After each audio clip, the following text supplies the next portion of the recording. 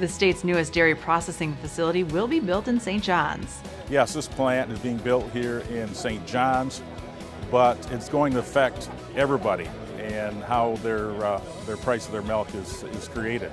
Drought stress is expected to lower corn yields, and Michigan Agricultural Commodities Chris Betts will join us with a market update. I'm Janelle Brose, and this is Farm News 5. Farm News 5 is brought to you by Ford. St. John's will be home to the state's newest dairy processing facility.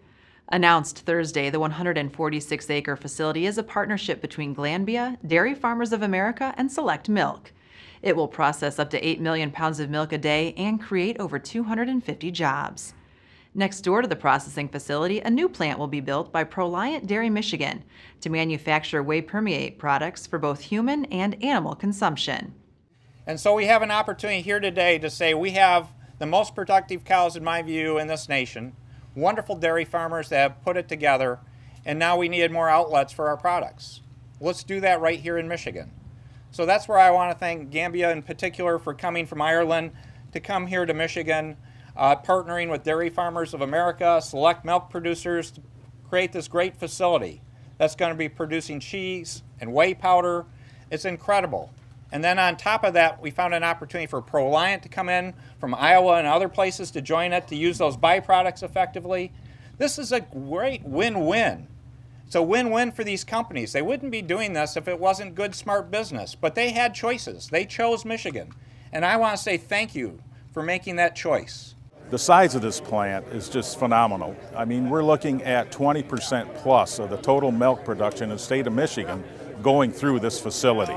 So it is huge that much product is not being shipped out of state now, that's being processed here in the state. So for a dairy farmer, we've been waiting for this for a long, long time, and there is no negativity to this whatsoever. There's no downside. This is just great for the dairy industry. We're going to have over 250 people living here, making this their home, raising their families here. That's pretty special. We're going to hopefully lift up the livelihoods of dairy farmers here. We're going to affect people on farm. We're going to affect the rural communities. We're going to affect St. John's as a partnership and a team. Dairy Farmers of America and Select Milk Producers will supply milk to the processing plant. While not an investor in the new plant, Michigan Milk Producers Association is also expected to be a milk supplier. Construction is expected to begin in September and be completed by December 2020. When complete, the Mid-Michigan site will be among the largest dairy processing facilities in the country.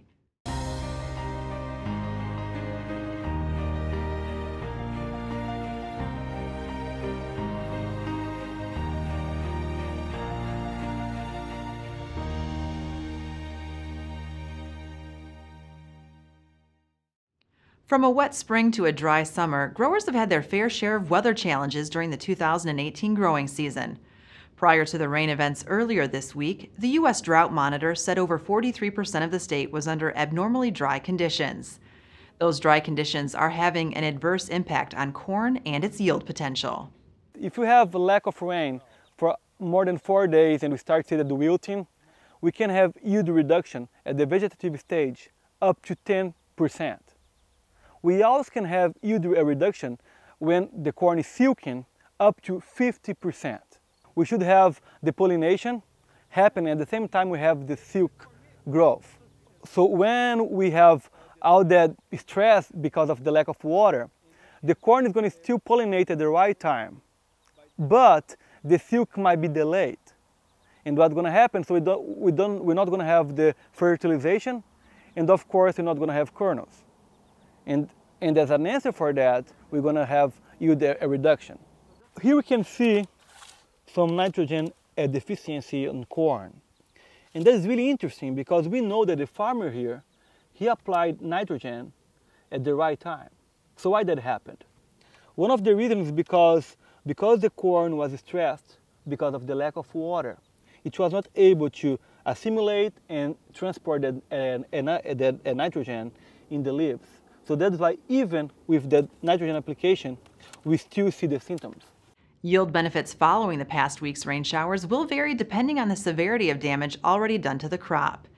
Areas where drought-stressed corn is super short and struggling to put out tassels and silks may not see much benefit. In severely stressed areas, perfect weather from this point forward will only preserve the limited yield potential remaining in these fields. The Michigan Soybean Promotion Committee is devoted to investing soybean farmer checkoff dollars to address grower concerns. We focus our efforts on production research, market development, and outreach. Learn more at michigansoybean.org. A new dairy insurance service will be available in October. The Dairy Revenue Protection Insurance Policy from American Farm Bureau Insurance Services covers potential revenue loss over 5 quarterly insurance periods. Visit dairyrp.com or contact a Farm Bureau Insurance of Michigan agent for more information. Are you still waiting to be paid? Learn about your options on collecting money owed to you at fosterswift.com.